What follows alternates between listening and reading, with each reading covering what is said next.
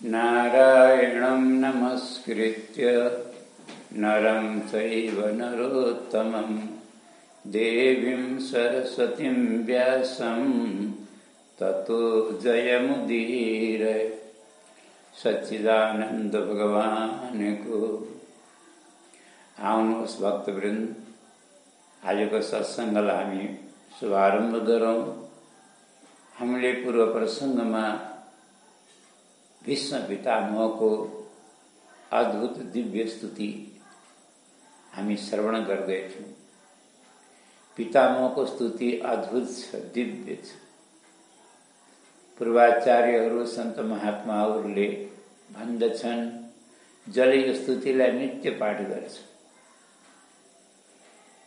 त्यसले यसै जन्ममा मर्नुभन्दा पूर्व भगवानको एक बार दर्शन अवश्य प्राप्त गर्छ। यो सन्त महात्माहरूको अनुभव हो। सन्त वाणी भन्न मेलाई कहीं शास्त्रमा लेखेको कुरा हैन, सन्त वाणी हो, सन्तहरूको अनुभव हो। पितामहले भगवानको एउटा छविलाई आफ्नो हृदयमा बसाउन चाहनुहुन्छ। छवि पनि कस्तो दिव्य अद्भुत। हात्तीलाई मार्नलाई सिंह जसरी झम्टेर जान्छ, त्यस्तै आफ्नो भक्त अर्जुनलाई बचाउनको लागि र मेरो प्रतिज्ञा सत्य गर्नको लागि प्रभु हजुरले आफ्नो प्रतिज्ञा नै तोडिदिनु भयो। रसको पहिया लिएर म आतताईलाई मार्न झम्टेर आउनुभयो। त्यो मलाई झम्टेर मतिर आउँदै गरेको त्यो छवि म हृदयमा बसाउन चाहन्छु।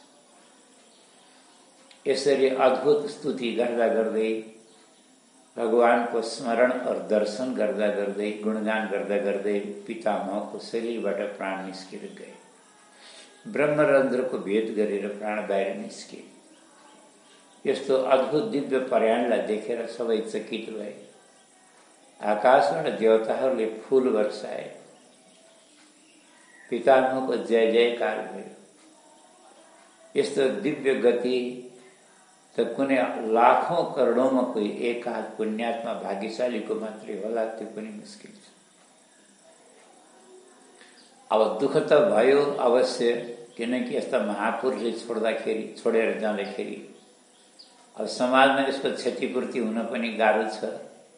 र यस्ता महापुरुषले धेरै दिनको सङ्ग छोडेर जाँदाखेरि दुःख लाग्नु स्वाभाविक हो। आज सबैलाई भगवानले गङ्गाजी लिएर जानुभयो, स्नान गराउनुभयो। पितामहका सबै अन्त्येष्टि कर्महरू, क्रियाकर्महरू सबै गराएर युधिष्ठिरलाई राजगद्दीमा अभिषिक्त गरेर, सबैलाई सान्त्वना दिएर, उपदेश गरेर, धर्मको स्थापना गरेर भगवान श्रीकृष्ण द्वारिका जानको लागि रथमा विराजमान हुनुभयो। युधिष्ठिरको राज्यमा अद्भुत वर्णन छ। कहिल्यै पनि अकाल परेन, अनावृष्टि भएन, अतिवृष्टि पनि भएन। सबै धरती सस्यशालिनी थिइन्। वनस्पतिहरू, अन्नौषधिहरू, सबै ऋतुफलहरू यथेष्ट। किनकि जहाँ धर्म हुन्छ त्यहाँ सुभिक्षा हुन्छ, त्यहाँ सबै कुरा अभाव हुँदैन कुनै पनि कुराको। यो युधिष्ठिरका राज्यको वर्णन हो। गाईहरूले सोचेभन्दा ज्यादा दुध दिन्छन्। दुध गौशाला नै गाईका दुधले सिंचित भएको छ। दुध आफै चुहिरहेको छ स्तनबाट। अद्भुत वर्णन छ। आज भगवान रथमा गएर विराजमान। युधिष्ठिरले पनि खै किन हो भगवानलाई खुला रथमा बसाए। सायद सबै पूर्ववासीहरूले दर्शनको सौभाग्य प्राप्त गरून् भनेर। के भनिन्छ? रथारूढैस्य देवैस्य दर्शनम लोकपावनम्। रथारूढ भगवानको दर्शनले लोक पवित्र, संसार पवित्र हुन्छ। त्यही भएर त विचार गर्नु होला, आषाढ शुक्ल द्वितीयका दिन करोडौं जनता देश विदेशबाट जगन्नाथ भगवानको रथ यात्रा गर्नको लागि पुरीको यात्रा गर्छन्। पुरीमा पुग्छन्, जगन्नाथपुरी सबै पुग्छन् रथ यात्राको दर्शन गर्नको लागि। त आज भगवानलाई त्यही भएर युधिष्ठिरले खुला रथमा बसाए। अर्जुनले छत्र लिएर उभिएका छन्, उद्धव सात्यकीले चवर डुलाएका छन्, सबै पाण्डव सेवामा उपस्थित छन्। सम्पूर्ण पूर्ववासी नगरवासीहरू आफ्ना आफ्ना घरको आटा अट्टारी छज्जा तिवारी ओखा मोखा झारी झरोखाबाट अपलक नयनले भगवानको दर्शन गरेका छन् र सबै दर्शन गर्दा गर्दै प्रभुलाई निहार्दा निहार्दै सबै निहाल भएका छन्, गदगद भएका छन्। माथिबाट पुष्प वर्षाएका छन् अट्टारीबाट, अनि जय जयकार गरेका छन्। अबिर लाभा खिलाहरू वर्षाएका छन्, प्रभुको जय जयकार गरेका छन्। तर दुःखको अनुभूति सबैलाई भएको छ, वियोग। किनकि वियोगको अनुभूति विशेष गरेर भगवानका भक्तहरूलाई स्वजनहरूलाई, तर यात्रामा अमङ्गल होला भन्ने डरले आफ्नो आँसुलाई बलपूर्वक भित्रै रोक्न बाध्य भएका छन्। आज कुरुकुलका नारीहरू सबै आफ्नो आफ्नो घरको आट्टा अट्टारीबाट भगवानको स्तुति गर्दैछन्, गुणानुवाद गर्दैछन्। एउटी सखीले अर्की सखीलाई के भन्छन्, अरे बहिनी हेर त बाटोमा रथमा को जाँदैछन्, के तिमीलाई यिनलाई चिनेकी छौ? अर्कीले कति सजिलै भन्छन्, यिनलाई नचिन्ने पनि को होला, त्यही उनै त हुन् के रे। हेर्नु न कति सजिलैसँग भनेको, उनै त हुन् के रे। को हुन् उनै भनेको? उनै भनेको कसलाई हो? को हुन् त उनै? त यी कुरुकुलका नारीहरू देवीहरू के भन्छन्, सबै किलायम पुरुष पुरातनो। यो संसारको, यो ब्रह्माण्ड जगतको सबभन्दा पुरानो पुरुष, पुरातन पुरुष। भगवानभन्दा पुरानो को होला संसारमा, सोचौँ त। त्यही भएर गोपी भन्छन्, सबै किलायम पुरुष पुरातनो य एक आसीत्। सृष्टिभन्दा पूर्व यहाँ कोही थिएन, केही थिएन, तब भगवान केवल एक्लै हुनुहुन्थ्यो। या एक आसीत्, केवल एक्लै हुनुहुन्थ्यो। प्रलयकालीन अथाह सागरमा शयन गर्नुभएको थियो। भगवानको जब इच्छा भयो एकोहम बहुश्याम, एकबाट अनेक बनौँ, तो भगवानको इच्छा शक्तिद्वारा नै संसारको प्रवाह सृष्टि चल्यो। अनि सृष्टिको पनि कण कणमा यिनै छन्, सब जगह व्यापक रूपले छन्। और एक दिन यो सृष्टि रहँदैन। किन? यो प्रकृतिको नियम हो। जन्मेको मर्छ, बनेको बिग्रन्छ। सृष्टि त बनेको, तर एक दिन बिग्रन्छ, नाश हुन्छ, प्रलय हुन्छ, संहार हुन्छ। और त्यतिखेर पनि यिनी एउटै शेष बन्छन्। त्यही भएर यिनको एउटा नाम शेष पनि हो। यिनलाई अज्ञानी मनुष्यहरूले चिन्दैनन्। अमलात्मा, निर्मलात्मा, सन्त महात्माहरूले मात्रै अनुभव गर्छन् र भक्तहरूले साक्षात् दर्शन गर्छन्। आज यिनको दर्शनले गर्दा यदुकुल अत्यन्त प्रशंसनीय भयो, मधुवन धन्य भयो।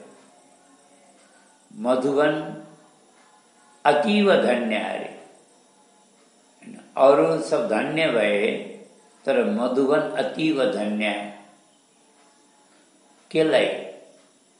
किनकि जो सौभाग्य मधुवनलाई ब्रजभूमिलाई प्राप्त भयो, सायदै त्यो सौभाग्य अरू कसैलाई अन्त कहीँ प्राप्त भएको छैन होला।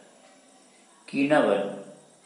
किनकि जब तक भगवान 11 वर्ष 52 दिन श्रीधाममा रहनुभयो, ब्रजभूमिमा रहनुभयो, त भगवानले चावडा प्रतिज्ञा गर्नुभएको थियो। पहिलो कुरा, भगवानले चरणमा कहिले पादुका धारण गर्नुभयो। पादुका धारण गर्नुभयो। वनमा गाई चराउन जाँदाखेरि पनि अनावरण चरण भगवानले पदन्यास गर्नुहुन्छ। त्यो भएर यहाँको धरती पावन बनेको छ, यहाँको रज पवित्र बनेको छ भगवानको चरणको स्पर्श पाएर। यशोदा माताले भन्छन्, कन्हैया तिमी गाई चराउन जान्छौ, ब्रजको भूमि कङ्क्रिलो छ, माने कङ्कण पत्थर भएको, धेरै काँडाहरू भएको। ब्रजमा गएकालाई थाहा छ, 84 कोसको पदयात्रा गरेकालाई थाहा छ, अनुभव छ ब्रजमा कस्ता कस्ता काँडाहरू हुन्छन्। बबुलका काँडा हुन्छन्, गोखरुका काँडा हुन्छन्। बिना जुत्ता चप्पलको परिक्रमा गर्दाखेरि कति बिजाउँछन्, गएकाले अनुभव गरेका छन्।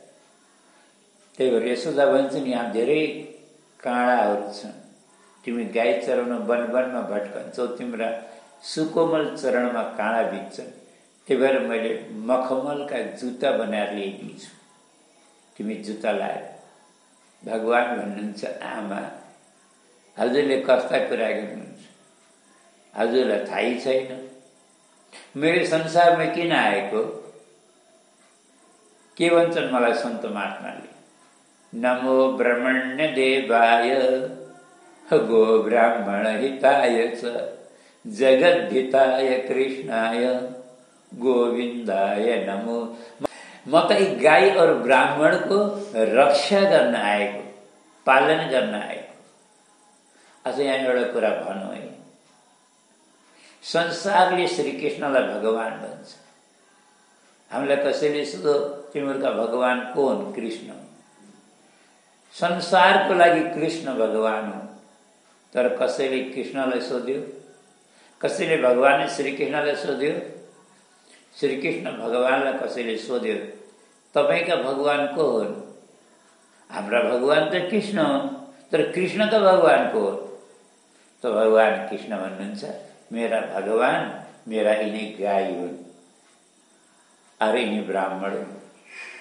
मैले त यिनैको पूजा गर्छु, यिनैका लागि म यहाँ आएको, यी मेरा भगवान। त्यही भएर गौ ब्राह्मण हिताय छ।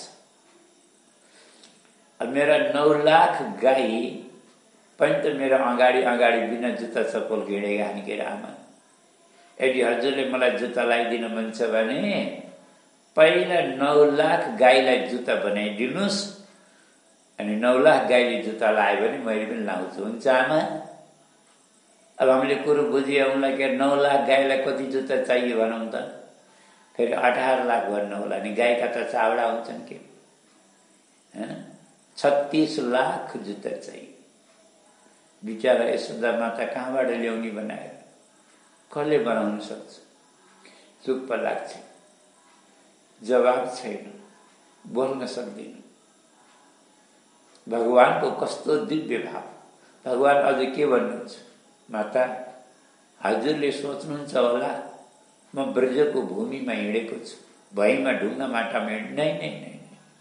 जब मैं ब्रजको भूमिमा हिँड्छु, यहाँका बिठीहरूमा, यहाँका गलीहरूमा, मार्गहरूमा हिँड्छु, तब हजुरलाई थाहा छ हजारौं लाखौं मेरा भक्तहरू छन्, सन्त महात्माहरू छन्। उनीहरूले आफ्नो हृदय मेरो बाटामा बिछाइदिन्छन्, आफ्नो कलेजो मेरो मार्गमा बिछाइदिन्छन्। अब कसैका कलेजामा मुटुमा जुत्ता चप्पल लाएर रौँदै हिँड्न के राम्रो लाग्ला? हजारौं लाखौं गोपीहरूले आफ्नो आँखाका पलकहरू मेरो बाटामा बिछाइदिएका हुन्छन्। कसैका आँखाका पलकमाथि जुत्ता लाएर रौँदै हिँड्न राम्रो लाग्ला? म त यहाँ खुट्टाले हिँडेको छु, यो पनि मलाई बहुत अप्ठ्यारो लागेको छ माता। मलाई त यहाँ ब्रजको भूमिमा शिरको बल हिँड्न पाए बल्ल राम्रो हुन्थ्यो। तो भगवानले ब्रजको भूमिलाई कति आदर सम्मान गर्नुहुन्छ। त्यही भएर यो भूमि अतीव धन्य, अत्यन्त धन्य छ। अब अर्को कुरा, भगवानले जब तक वृन्दावनमा बस्नुभयो हातमा कुनै हतियार अस्त्र शस्त्र ग्रहण गर्नु भएन, वेदको छडी बाहेक। किन भन्नु होला? किनकि वृन्दावन भगवानको रस भूमि हो। भगवानका चावडा पीठ छन् यस्तो सन्त महात्माहरूले भन्छन्।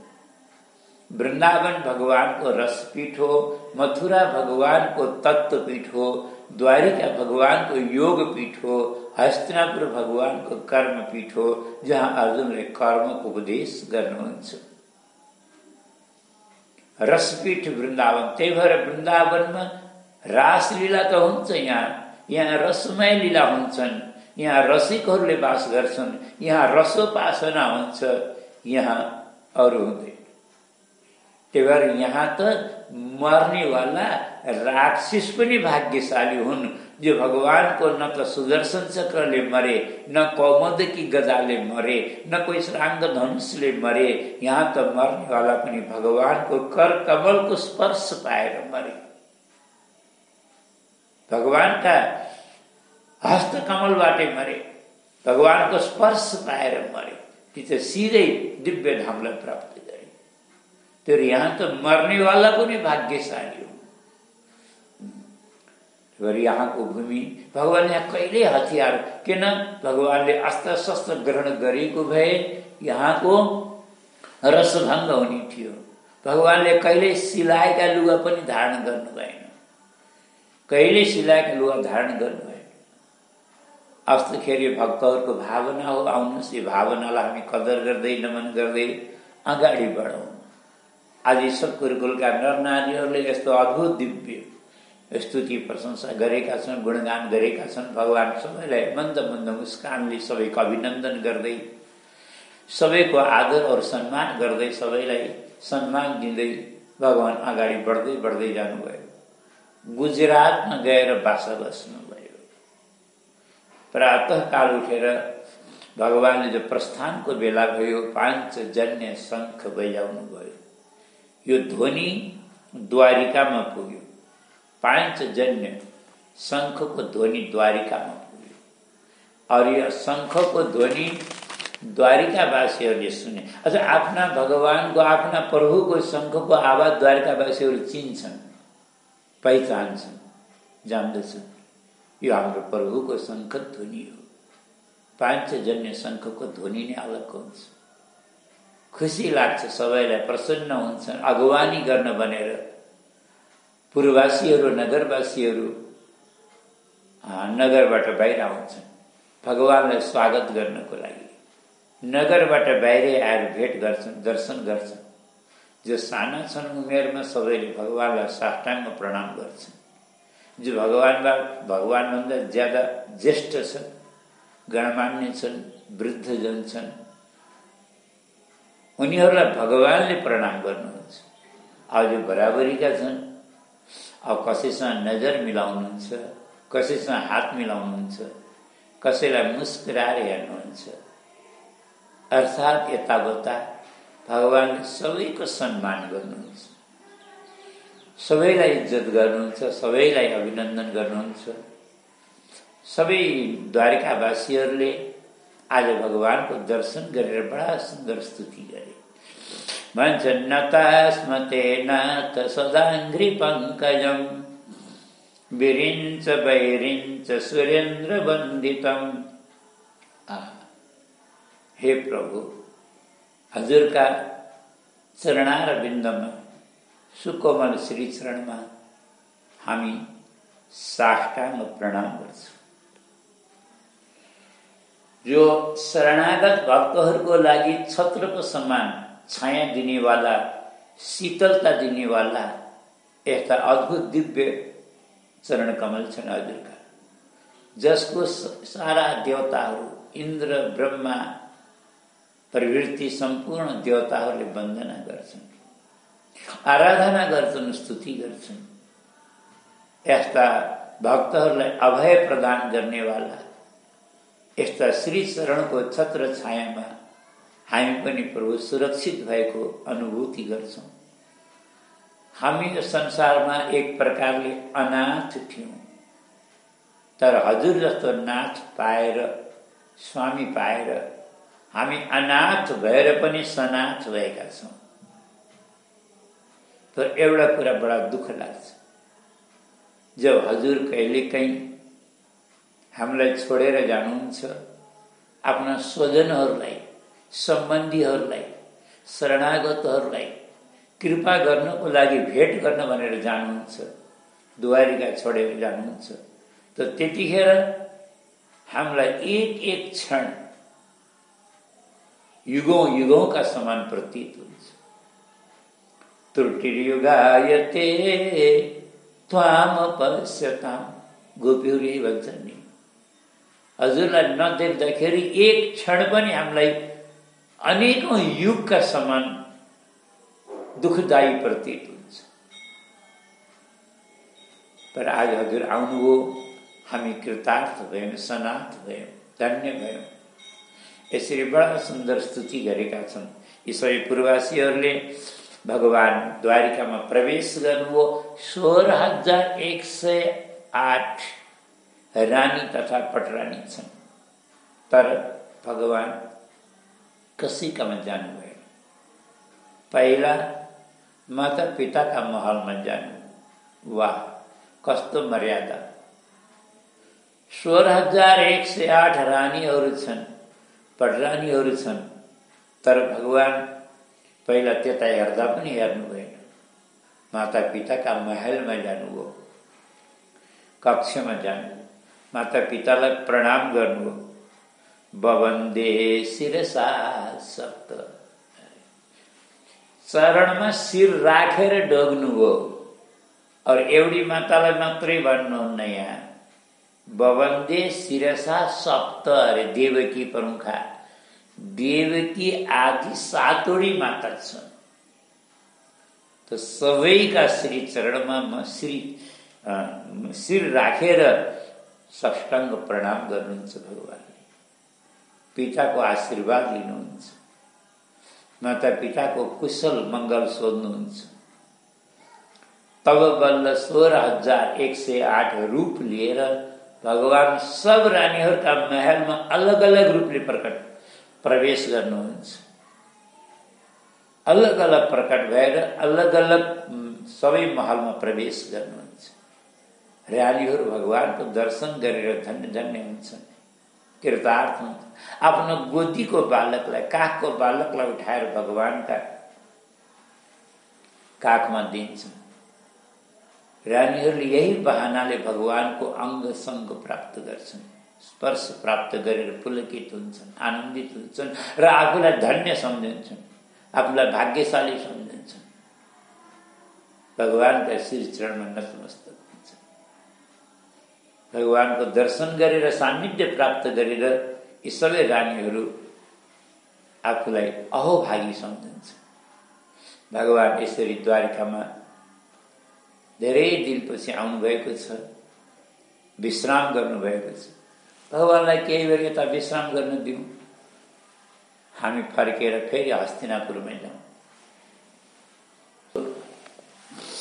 हस्तिनापुरमा हामीले एउटा कथा छोडेर आएका थियौँ। सनकजीले कोट्याउनु भयो त्यो कथा। श्रोता कस्तो हुनुपर्छ? कथालाई कोट्याइ कोट्याइ प्रश्न गर्नुपर्छ, तब वक्तालाई याद आउँछ।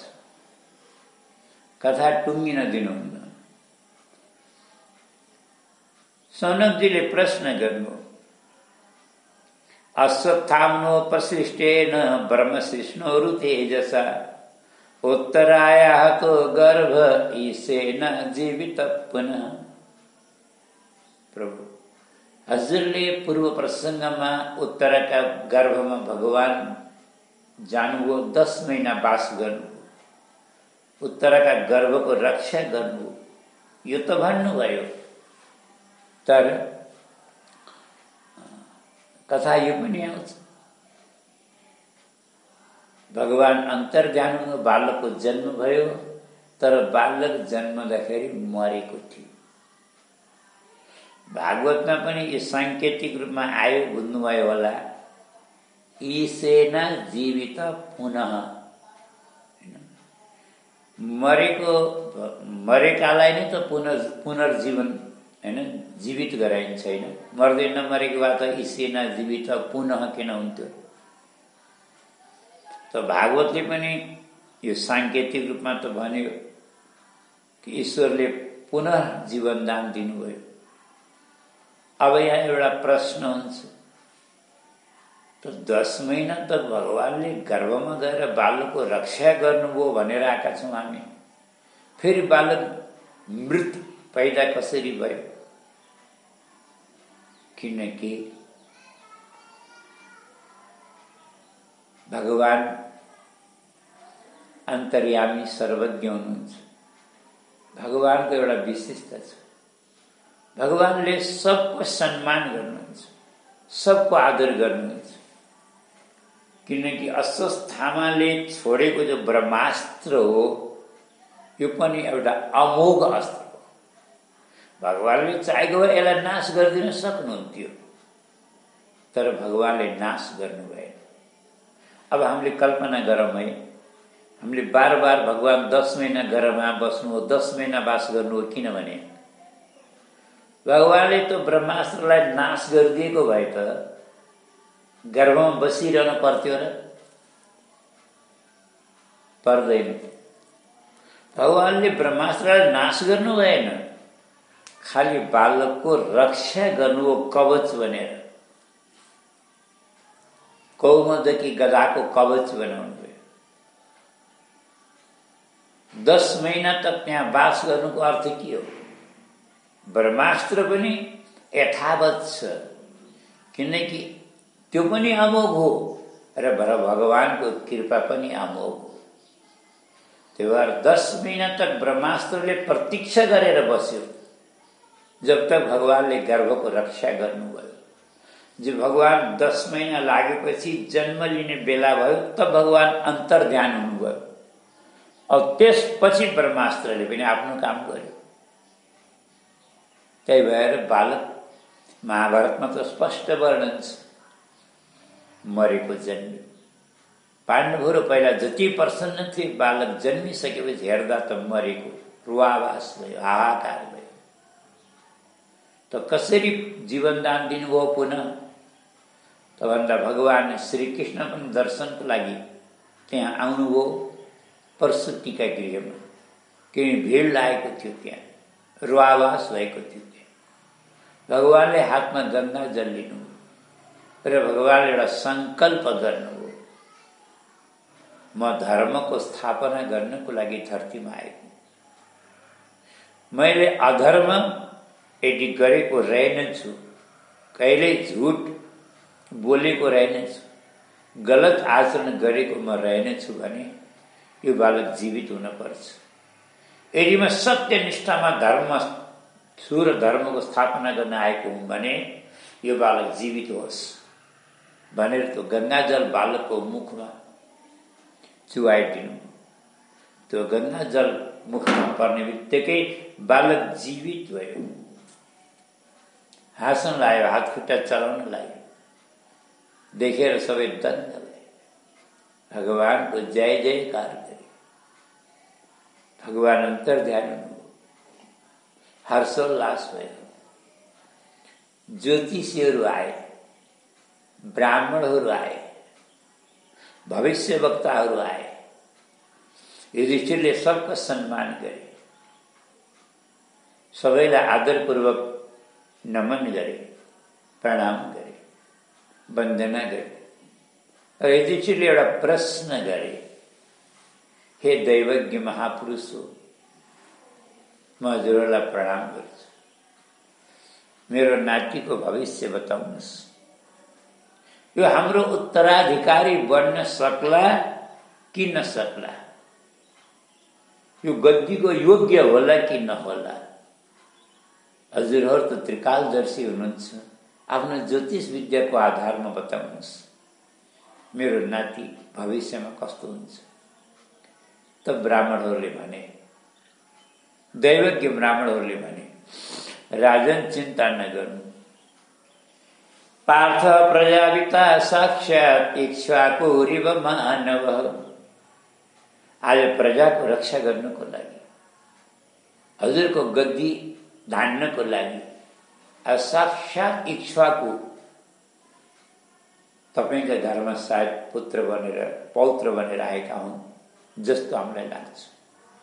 यिनी इक्ष्वाकु भनेको तात्पर्य इक्ष्वाकु राजाका समान यिनी प्रतापी राजा हुनेछन्, यिनी ब्राह्मण्य हुनेछन्, सत्यसन्ध हुनेछन्, भगवान श्री रामका समान, महाराज शिवीका समान शरण्य हुनेछन्, शिवीका समान, अनि दुष्यन्त राजाको समान, भरत राजाको समान कीर्तिमान हुनेछन्, अग्निका समान तेजस्वी हुनेछन्, समुद्रका समान गम्भीर हुनेछन्, शिवजीका समान आशुतोष हुनेछन्, ययातिका समान धार्मिक हुनेछन्, रन्तिदेवका समान उदार हुनेछन्, अर्जुनका सहस्रार्जुन और अर्जुनका समान धनुर्धारी हुनेछन्, महाराज साक्षात लक्ष्मीपति भगवानका समान यिनी शरणागत वत्सल हुनेछन्। युधिष्ठिरले हात जोडे भने ब्राह्मण देवताहरूले गुणको त धेरै बखान गर्नुभयो, अवगुण एउटा पनि बताउनु भएन। तर मलाई कस्तो लाग्छ भने एउटा पनि अवगुण नभएको व्यक्ति, दोष नभएको व्यक्ति, पाप नभएको व्यक्ति संसारमा आउँदैन। थाहा होला के कहाँ जान्छ त? ऊर्ध्वम गच्छन्ति सत्वस्था भनेको छ गीतामा। भगवानले स्वयं भन्नुभयो सतोगुणी व्यक्तिहरू माथि जान्छ, स्वर्गतिर जान्छ है। और एउटा पनि पुण्य नगरेको, पुण्य नगरेको, गुण नभएको त्यस्तो अधम पापी पनि संसारमा आउँदैन। कहाँ जान्छ भन्नु होला?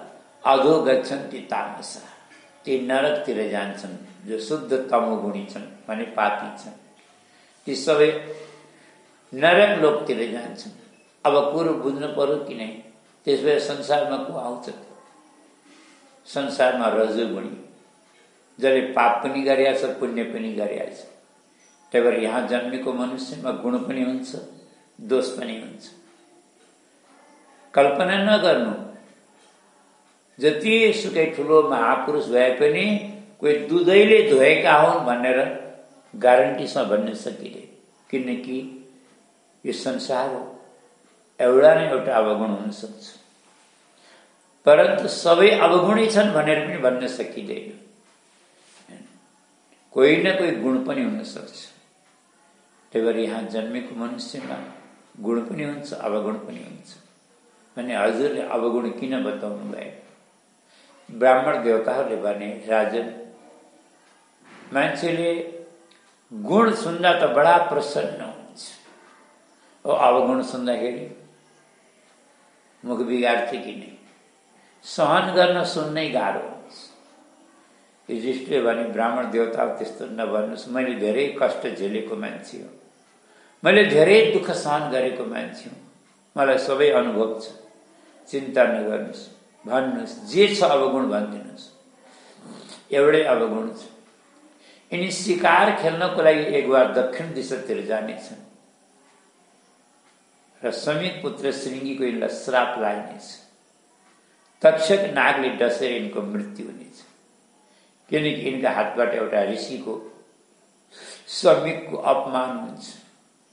मरेको सर्प भिराउँछन् यिनले काण्ठमा, त्यही भएर समीक पुत्र श्रृंगीले श्राप दिन्छन्।